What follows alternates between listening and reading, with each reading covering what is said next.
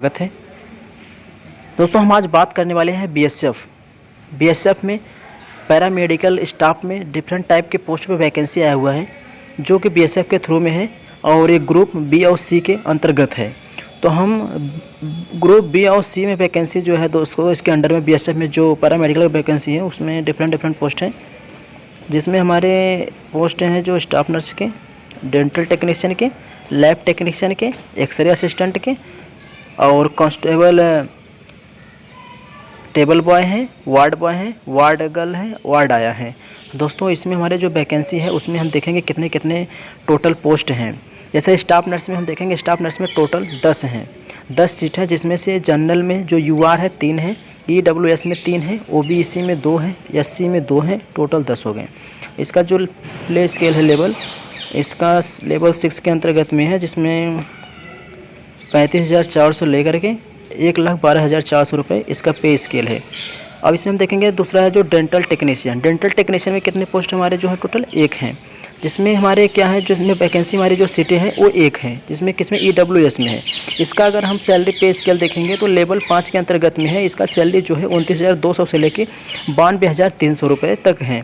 किसमें lab technician में भी इतना ही है पे लेवल स्केल। तो इसमें टोटल 7 सीट है, 7 में से 3 जो है यूआर में है, 1 ईडब्ल्यूएस में है, 2 ओबीसी में है और 1 एसटी में है। एससी में दोस्तों कोई भी सीटें नहीं है लैब टेक्नीशियन का। और हम एक्सरे की बात करें, जूनियर एक्सरे असिस्टेंट का, इसमें हमारे जो टोटल सीट है 40 है। सबसे ज़्यादा सीट हमारे जूनियर एक्सरे असिस्टेंट में है, 16 हमारे जो हो गए किसमें है, इसमें यूआर में है, और ईडब्ल्यूएस में कितने हैं, 4 हैं, और ओबीसी में 11 हैं, और एससी में 6 हैं, और एसटी में 3 हैं। टोटल हमारे कितने हो गए, 40 हो गए। और इसका हम अगर पे स्केल बात करेंगे तो 25,500 से लेकर के लेवल 4 के अंतर्गत में हुआ है, जो 25,500 से लेकर के 81,100 रुपये, 100 रुपये से है इसका लास्ट जो हमारा है। और दोस्तों यहाँ पे लिखा हुआ है including 10% of the vacancies for ex serviceman. इसके मतलब है कि जो इसके पहले जो काम कर रहे हैं इसके पहले, उसमें फार्मर इसमें 10 हमारे क्या हैं, 10% हमारे जो इंक्लूडिंग है, जो पहले से इसमें काम कर रहे हैं इसी डिपार्टमेंट में। अब हम देखेंगे इसमें टेबल बॉय है। टेबल बॉय में हमारा कितना, ईडब्ल्यूएस में जो है 1 वैकेंसी है, टोटल इसमें 1 वैकेंसी था।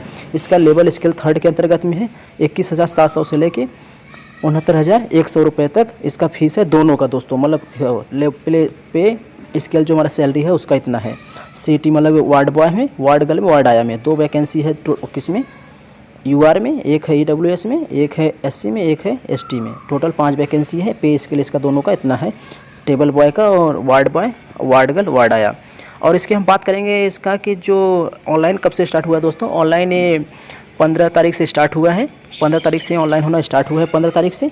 और इसका जो लास्ट डेट है 15/2 से स्टार्ट हुआ है, 15/2/23 से। और इसका लास्ट डेट जो है दोस्तों वो डिफरेंट पोस्ट के डिफरेंट पे है। तो मेडिकल स्टाफ का 13/3/2023 इसका लास्ट डेट है ऑनलाइन करने का। तो ऑनलाइन आपने नहीं किया तो ऑनलाइन कर दे दोस्तों, अभी हम आपको बताएंगे।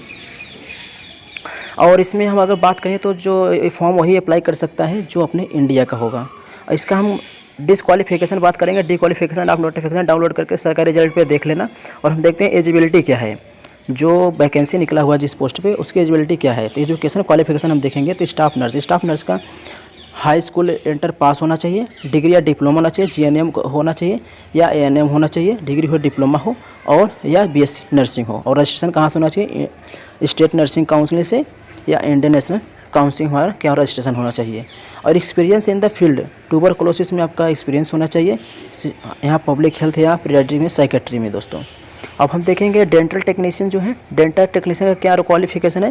डेंटल टेक्नीशियन का क्वालिफिकेशन है कि हाई स्कूल इंटर होना चाहिए। इसके बाद इनका डेंटल टेक्नीशियन विद 2 इयर्स का डिप्लोमा होना चाहिए, किसी रिकॉग्नाइज बाय द सेंट्रल और स्टेट गवर्नमेंट से आपका रजिस्ट्रेशन हो जाए। या तो यूपी स्टेट मेडिकल, या तो आपका कोई सा स्टेट मेडिकल है वहाँ से रजिस्ट्रेशन होना चाहिए, या तो आपका सेंट्रल का रजिस्ट्रेशन होना चाहिए। और इसमें फिर क्या है, लैब टेक्नीशियन के, अगर एएसआई में हम लैब टेक्नीशियन की बात करेंगे तो इसमें क्या है, 10+2 हमारा होना चाहिए, ये होना चाहिए। इसके बाद हमारा किसी भी बोर्ड से या diploma in medical lab technology from the recognised central या स्टेट से किसी भी हमारा डिप्लोमा भी होना चाहिए, या diploma in medical laboratory technology and recognise institute of the central of the state government से आपका होना चाहिए diploma in medical laboratory technology में। किसी भी आपका रजिस्टर या रिकॉग्नाइज इंस्टीट्यूट होना चाहिए, या सेंट्रल से आपका रजिस्ट्रेशन होना चाहिए, तो स्टेट गवर्नमेंट से रजिस्ट्रेशन होना चाहिए आपका। और हम देखेंगे अगर इसमें जूनियर एक्सरे टेक्नीशियन में, तो इसका भी क्वालिफिकेशन क्या है, 10+2 होना चाहिए। और डिप्लोमा इन सर्टिफिकेट रेडियोग्राफी में आपका BRIT ये सब होना चाहिए। आपका 6 मंथ का एक्सपीरियंस भी होना चाहिए इसमें, या hospital of the central of the state government जो हॉस्पिटल है वहाँ से, और आपका रजिस्ट्रेशन भी सेंट्रल से या स्टेट गवर्नमेंट से आपका रजिस्ट्रेशन होना चाहिए। और जो टेबल बॉय हैं दोस्तों, इनका मेरिकुलम होना चाहिए दोस्तों, क्वालिफिकेशन हर किसी बोर्ड यूनिवर्सिटी से या किसी उससे, और इनका भी क्या होना चाहिए, वार्ड बॉय का या वार्ड आया वार्ड गर्ल है 2 इयर्स का वर्क एक्सपीरियंस होना चाहिए। जिस फील्ड में आप अप्लाई कर रहे हैं वार्ड बॉय या वार्ड आया, तो उसमें 2 साल का आपका एक्सपीरियंस होना चाहिए, और 1 ईयर सर्टिफिकेट कोर्स आपका होना चाहिए किसी भी ट्रेनिंग इंस्टीट्यूट से, और एटलीस्ट 1 ईयर का एक्सपीरियंस होना चाहिए। और दूसरा है कि 2 इयर्स का डिप्लोमा अगर है इसमें, तो आपको सिमिलर ट्रेड में होना चाहिए, और मस्ट क्वालिफाइड ट्रेड टेस्ट होना देना।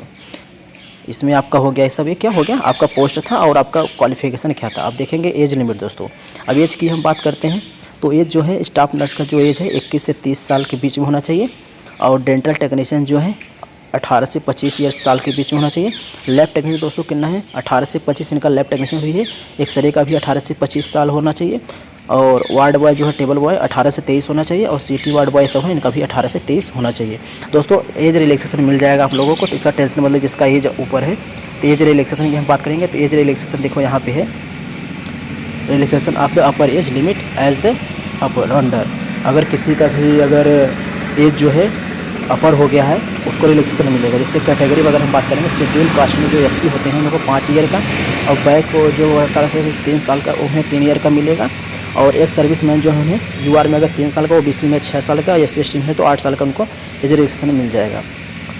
यहाँ पे हमारा क्या है, BSF में अगर who have the recognised less 3 years regular continue, अगर कोई भी हमारा 3 साल से अगर कर रहा है तो उसका जो होगा UR में 40 साल एज रिलेशन है, और SC ST में 45 जो हमारे होंगे इनका हो जाएगा दोस्तों, इतने साल के जो अंडर में होंगे।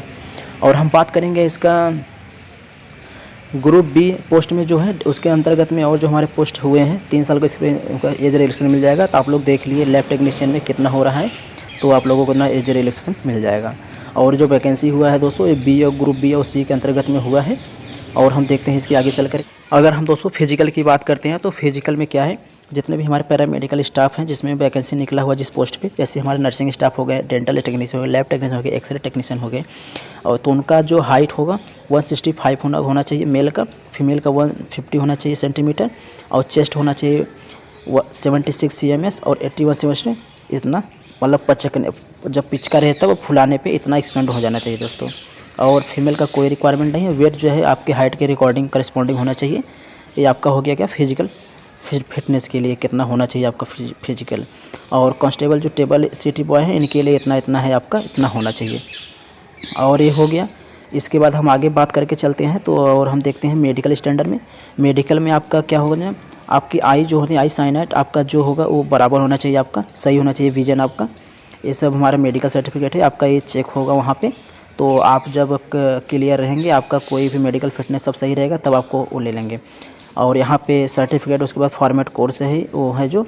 और फर्स्ट प्रोसीजर बात करेंगे एग्जामिनेशन का, तो हमारा एग्जामिनेशन जो होगा रिटर्न एग्जाम में होगा, ऑनलाइन मोड, ऑनलाइन आपको फॉर्म सबमिट किया जाएगा, और एग्ज़ाम जो होगा रिटर्न में होगा वो। और जो हम सिलेबस की बात करेंगे, सिलेबस में देखो SI वो स्टाफ नर्स का सिलेबस ये हो गया, स्टाफ नर्स का सिलेबस हो गया, ये सब देख लो दोस्तों। और यहाँ पे हो गया डेंटल का सिलेबस हो गया, डेंटल वाले जो सिलेबस हैं, डेंटल टेक्नीशियन। और यहाँ पे हम बात करते हैं स्टाफ वो लैब टेक्नीशियन का जो सिलेबस है। तो पेपर फर्स्ट, सेकंड और थर्ड 3 पार्ट में इसको कैटेगराइज किया गया है सिलेबस को। फर्स्ट जो पार्ट है सिलेबस का, general knowledge on numerical aptitude में है, 25 मार्क्स का होगा। और आपका ह्यूमन एनाटॉमी फिजियोलॉजी 25 मार्क्स का होगा। और पार्ट थर्ड में आपका 50 मार्क्स होगा। जो 50 पार्ट थर्ड जो है उसमें हमारे जो सिलेबस हैं वो हमारे बायोकेमिस्ट्री हैं, माइक्रोबायोलॉजी एंड इम्यूनोलॉजी है, हेमेटोलॉजी ब्लड बैंकिंग है, histopathology and clinical pathology microbiology है, लेबोरेटरी मैनेजमेंट है, और पैरासाइटिस सेरोलॉजी और वायरोलॉजी है। ये सब किस में है, लैब टेक्नीशियन का सिलेबस है दोस्तों। देख लीजिए फिर से आप एक बार। इसमें पार्ट फर्स्ट में है क्या, general knowledge and numerical aptitude है, पार्ट ह्यूमन एनाटॉमी फिजियोलॉजी है, बायोकेमिस्ट्री, माइक्रोबायोलॉजी, ये सब हमारा क्या है सिलेबस है लैब टेक्नीशियन का, किसमें BSF में। अगर हम क्वालिफाई मार्क्स की बात करेंगे, कितने हमारे मार्क्स जो आएंगे, कितने % हमारे मार्क्स आएंगे जो हम रिटर्न एग्जाम में पास हो जाएंगे दोस्तों। तो इसमें जनरल में, EWS में, OBS में कैटेगरी जो हमारा है 45% होना चाहिए 100 में से। SC ST में जो कैंडिडेट होगा उनका 40% होना चाहिए। पास मार्किंग के लिए जो क्वालिफाई हो जाएंगे आप। और सेकंड फेज़ में क्या है दोस्तों, सेकंड फेज़ में आपका फिजिकल स्टैंडर्ड जो हमारे हैं वो आपका चेक होगा, आपका टेस्ट करेंगे वो आप कैसा फिजिकल है। और सेकंड में क्या होगा, और सेकंड में आपको रन करवाएंगे, जो फिजिकल में चेक करेंगे उसमें हाइट वेट आपका कितना है, चेस्ट कितना है। और फिर इसमें क्या होगा, आपको लॉन्ग जंप, हाई जंप ये सब करवाएंगे। मेल जो है 1.6 किलोमीटर 7 मिनट में जाना है, और लॉन्ग जंप करना है 11 फीट 3 चांस मिलेंगे। हाई जंप में 3.5 फीट करना है 3 चांस मिलेंगे। और फीमेल में 800 मीटर 5 मिनट में। और ये सब दोस्तों क्या है, पैरामेडिकल जितने भी हमारे पैरामेडिकल स्टाफ है पोस्ट पे, उनके लिए हैं सभी फिजिकल एफिशिएंसी दोस्तों।